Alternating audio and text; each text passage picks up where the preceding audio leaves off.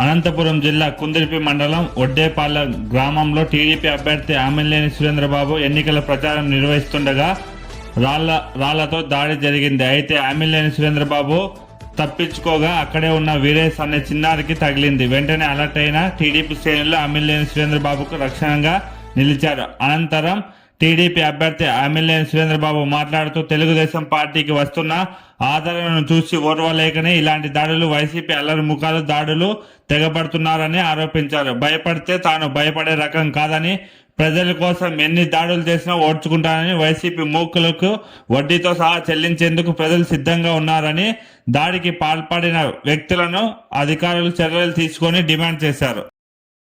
చర్యలకు భయపడే ప్రసక్తే లేదు. మనం కూడా వాళ్ళని చూపుగా ఊరుకుందాం.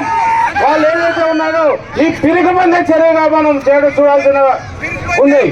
కాబట్టి మనం ఒకటే తెలుసుకోవాలి, మనం 114 చెరువుకు నీళ్లు వేయాల్సిన బాధ్యత మన పైన ఉంది.